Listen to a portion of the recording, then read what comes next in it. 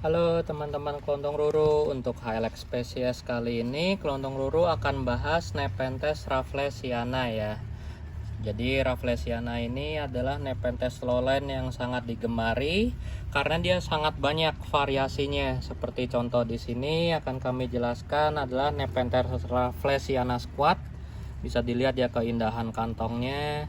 Ini adalah varian Nigra, Nigro purpurea kalau bahasa kerennya lah, dark banget dan squat. Kemudian juga keindahan rafflesiana itu adalah wingnya ini ya. Biasanya corak atau patternnya itu bagus banget. Kemudian juga dia relatif bergerigi sebenarnya secara mikro. Kemudian juga taringnya, dia ngeluarin sambungan topi dan peristom yang cukup tebal seperti kelihatan di sini. Kemudian juga ini yang varian squat. Jadi ciri khas varian squat dari Raffles itu biasanya bagian sambungan topi dan peristom itu giginya tebel banget. Kita bandingkan dengan varian lainnya seperti Elongata atau Giant ya. Ini yang squat juga masih kantong yang sama. Tuh keindahan wingnya mirip dengan Rafflesiana sandakan ya, yang terkenal dari MT. Nah, ini adalah variasi dari Rafflesiana biasa. Dan kelihatan kalau yang varian elongata atau biasa itu biasanya bagian giginya akan cenderung turun kayak bikal dan bergerigi banget. Ini tajam, serrated banget ya. Kemudian juga ada varian lain, sebenarnya mungkin masih variasi dari elongata, tapi jatuhnya biasa dibilang Rafflesiana Giant. Nah, ini pasti bakat Giant karena di lingkungan yang nggak terlalu ideal seperti ini aja ukurannya udah seperti ini ya. Kita bandingkan dengan telapak tangan. Nah, kalau yang varian Rafflesiana Giant itu ukurannya bisa sebesar torso orang dewasa. Jadi kalau dipangku dia bisa dari daerah perut sampai kepala kita ukurannya. Itu bisa sekitar 50 cm kali ya. Bisa seginian ukurannya. Nah, jadi dari segi varian Rafflesiana itu banyak banget. Kalau dari segi warna ada tricolor, kemudian juga ada varian Nigro purpurea, varian Nivea atau Alba yang warnanya cenderung hijau atau putih polos.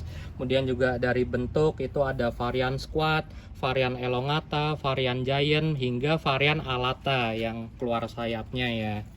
Nah, kelontong ruru juga punya varian alata, tapi sayangnya dia udah tinggi banget nyampe di atas tuh, uppernya aja udah kering, jadi susah ngasih liatnya. Jadi Raffles kalau udah upper itu juga cenderung rada jarang ngantong ya. Nah, dari segi kultivasinya gimana sih Rafflesiana ini? Jadi Rafflesiana ini karena dia lowlander, penyebarannya sangat luas juga. Kemudian juga dari segi ketinggian dia relatif dari dataran rendah sampai yang dingin atau tinggi pun juga masih ada dan bisa tumbuh bagus. Jadi sebenarnya Rafflesiana ini termasuk jenis yang sangat bandel. Mau dirawat di lowland maupun di HL yang relatif inter ya. Kemudian karena penyebarannya sangat luas seperti itu, jadi sebenarnya Rafflesiana ini termasuk jenis yang gampang untuk dipiara. Bisa kelihatan di sini untuk media yang kami gunakan nggak ada patokan ya.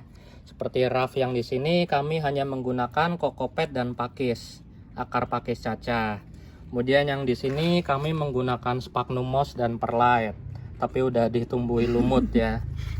Kemudian juga yang di sini si varian Nigra squat ini kami menggunakan media tanah gambut, cuman udah nggak kelihatan ya ditumbuhin lumut. Cuman ini medianya tuh kami pakai tanah gambut, kelihatan hitam. Nah, gambaran tanah gambut tuh kira-kira seperti inilah yang masih kelihatan tuh, bisa kelihatan ya padat banget. Kemudian juga yang unik ini untuk Nepenthes Rafflesiana Giant-nya kami menggunakan media pakis andam atau daun pakis. Bisa kelihatan di sini daun pakis andam yang sudah kami sterilisasi, kami beri fungisida dan peroxide, kami campur dengan sedikit petmos dan perlite. Jadi gambaran medianya kurang lebih seperti ini. Ini kelontong ruru ambil sedikit tuh. Kelihatan ya andamnya udah membusuk banget, tapi Rafflesnya masih bagus. Ini kantong lainnya hybrid dari Raffles, Nepenthes Raff Mirab Coccinea. Untuk ukuran kantongnya kita lihat side to side aja di sini. mirip banget ya. Jadi Raffles ini sebagai hybrid juga biasanya bentuknya akan cenderung dominan. Jadi Raphmi Coccinea ini bentuknya masih mirip banget sama Raffles tuh. Cuman biasanya bedanya kalau hybrid atau Raph murni itu giginya cenderung lebih tajam dibandingkan dengan hybridnya. Tuh kelihatan ya.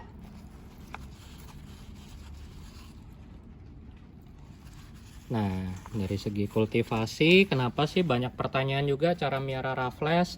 Kok kalau saya miara Raffles itu rewel ya, susah ngantong segala macem. Nah, jadi sebenarnya kunci utama Raffles itu mirip seperti Bikal. Dan juga karena dia spesies, dia itu biasanya cenderung lebih rewel memang dibandingkan dengan hybrid. Jadi kuncinya itu kesabaran aja, yang penting media cukup poros, seperti kokopet sekam bakar itu udah cukup. Tapi akan lebih bagus kalau kita campurkan dengan pakis ya, akar pakis cacah. Apalagi kalau kita lihat di habitat juga, itu biasanya Raffles pasti hidupnya berdampingan dengan pakis-pakis.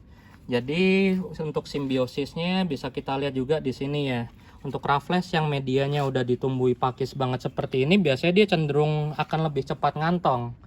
Jadi teman-teman nggak usah khawatir kalau ditumbuhi gulma pakis seperti ini, cukup kita kontrol aja pertumbuhannya.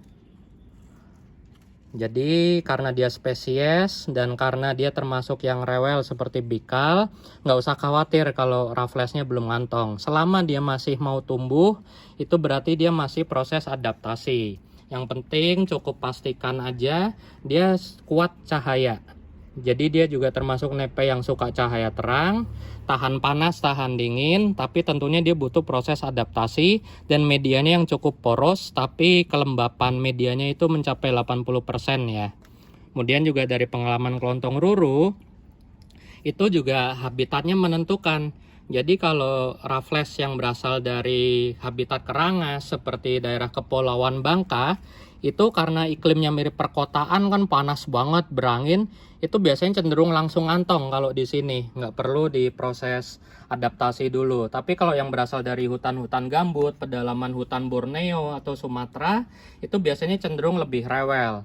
Jadi kerewelannya itu ditentukan oleh satu karena dia spesies dan dua habitatnya. Karena yang berasal dari habitat hutan itu udah pasti tingkat kelembapannya sangat tinggi ya, beda dengan kita di perkotaan. Ini semua pakai tatakan air aman ya? Iya, aman. Bahkan ini hanya karena untuk keperluan dipajang aja. Jadi kita ganjel, aslinya dia potnya tenggelam di tatakan air seperti ini.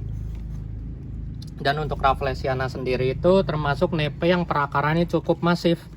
Dan ukurannya dia juga cepet gede. Bisa kelihatan di daunnya ya. Ini daunnya gede banget. Jadi kalau teman-teman piara Raffles, kita proyeksikan untuk sampai ke gedenya itu dia akan sangat makan tempat. Dan untuk meminimalisir stresnya, apalagi dia juga termasuk yang rewel, potnya langsung kasih pot gede aja nggak apa-apa. Jadi yang penting kita pastikan, pokoknya kunci untuk nepe lowland itu adalah cahaya yang kuat, berangin, media cukup basah, dan juga kelembapan asalkan di atas 60%, itu biasanya akan lebih cepat beradaptasi. Jadi untuk soal tips Rafflesiana, untuk media saran kelontong ruru yang umum aja cukup kokopet, sekam bakar, dan pakis cacah. Kemudian potnya kita beri tatakan air masih aman. Kemudian juga karena dia nanti relatif gede banget, potnya langsung yang gede juga nggak apa-apa karena perakaran dia juga masif. Kemudian dia menyukai cahaya dan kelembapan yang tinggi. Nah, tips dari kelontong ruru, kalau Rafflesiana kalian masih rewel atau kalian baru beli dan terlihat meresahkan kondisinya, itu bisa kalian sungkup dulu ya Rafflesnya. Jadi kunci dari nepe-nepe rewel itu atau nepe yang baru datang, yang penting akarnya harus jalan dulu di media barunya. Jadi selama disungkup itu, si bagian daun dan batang ini nggak perlu terlalu bekerja keras. Jadi dengan kelembapan yang tinggi di dalam sungkupan, akarnya dia nanti akan lebih fokus untuk berkembang di dalam medianya.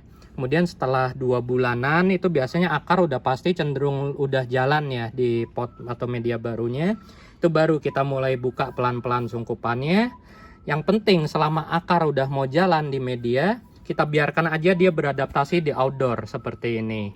Biasanya setelah 6 bulanan, kalian cukup sabar aja, itu Rafflesiana udah mau mulai ngantong. Apalagi kalau daunnya udah ngejam seperti ini ya, kelihatan tuh. Beda jamnya jauh banget. Oke, sekian teman-teman. Terima kasih untuk tips Nepenthes Rafflesiana kali ini. Semoga bermanfaat dan bisa menjadi semangat ya. Karena Rafflesiana ini nggak pernah ngebosenin. Dan juga sebagai tambahan untuk Hemsleana juga ya, masih kerabat dari Rafflesiana sebenarnya. Nah, untuk medianya kebetulan Kelontong Ruru pakainya moss hutan atau moss pinus. Dan tumbuhnya juga relatif cukup baik. Jadi dari sini Kelontong Ruru menyimpulkan Rafflesiana itu adalah nepe yang layak dikoleksi outdoor dan sebenarnya nggak terlalu rewel.